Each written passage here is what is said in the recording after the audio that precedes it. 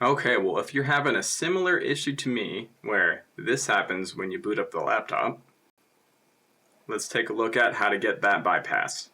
Okay, well, today we'll be taking a look at how to do a supervisor or boot or BIOS password bypass here on a Toshiba Satellite A135-S7404, though this might be applicable to, in general, A135 models. But we'll take a look here at what we need to do. It's a pretty simple process, and you only need a few things here. Tweezers is nice to have to get under a piece of plastic that we'll see in the memory bay. We have another pair of tweezers here actually to hold down what we're going to use to create the short to initiate the bypass. This tweezers will hold the staple that I'll use for the bypass. Really, you can use any conductive stuff that you have, if that's just wiring that you have already. Anything that will conduct electricity. Staples are very accessible and common, so I like using those as much as possible. And of course, screwdriver will need to get into the memory bay. Okay, well, first up, of course, is powering off the machine. We'll remove the battery. This one on the left goes more to the left, and this one on the right goes more to the right. Gotta hold that. Then you can pull the battery out. Easy as that.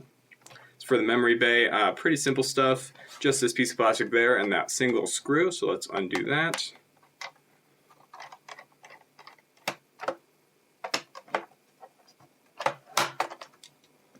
Okay, wonderful. And then we have our DIMMs here, of course. Well, one or two DIMMs. This can hold two. But anyway, you take the retainers, push them outwards.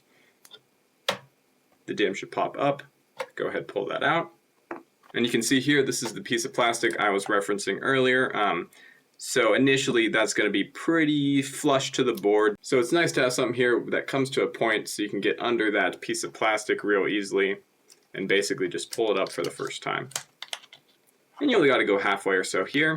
And then we have exposed the trace and the ground that we're going to connect. And the trace we're going to use here is actually called J1. You can see that there. And then our ground is right here. This is also the memory ground, but we'll use it for our bridge here as well. So now probably the hardest part of this process is getting a single staple out of this little group of three.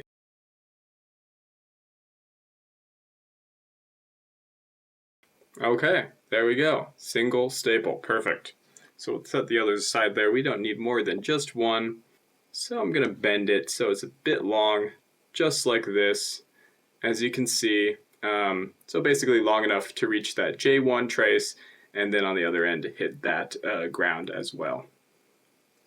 And what I'll do is hook it up to my pliers, something like this.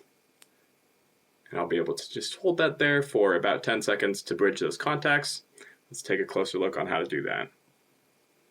Okay, well, now that you've got a closer look on what we're trying to get here, and I'll center this so you can see a little better, I'll definitely outline here what exactly you're trying to hit, but it is this, and I'll point to it here, this J1 trace here, as you can see. It says J1 right there at the tip of my tweezers, and then there's this trace that has kind of the T's, two T's, and two U's, it looks like, and we'll just try to hit the U section of that. And then our ground is this guy right here, tapping on it with my tweezers. And again, that's the ground for the DIMMs, but we'll use it for our bridge.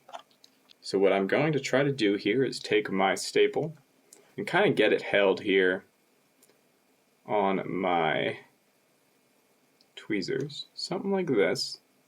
And basically, all you need to do is line these up.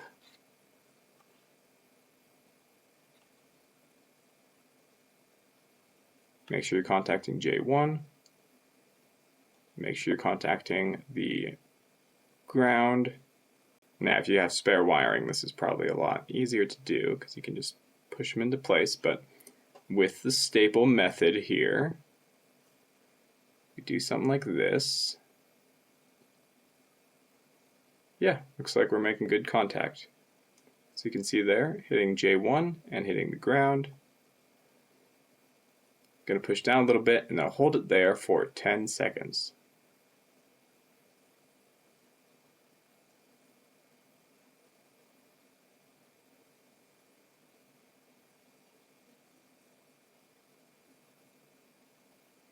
Okay, I think that'll do it. So let's take a look at if it got bypassed then. What we need to do to get this back up and running is, of course, put a DIMM module back in. So let's do that.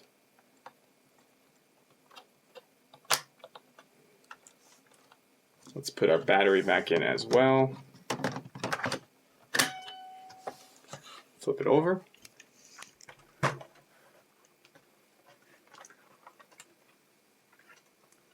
And power it on. And let's see if we've bypassed it.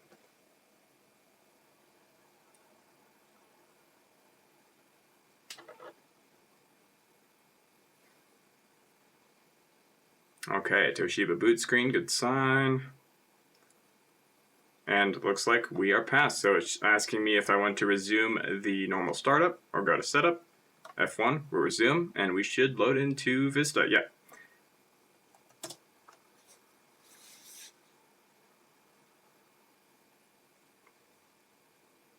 Perfect. Okay, well that was easy enough. I'd be curious if you had a different model than mine here and the same bypass method worked.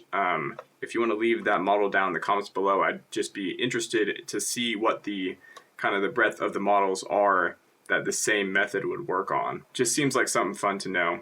Anyway, if this helped you out, make sure to like and subscribe. I'll see ya in the next video. Thanks for watching.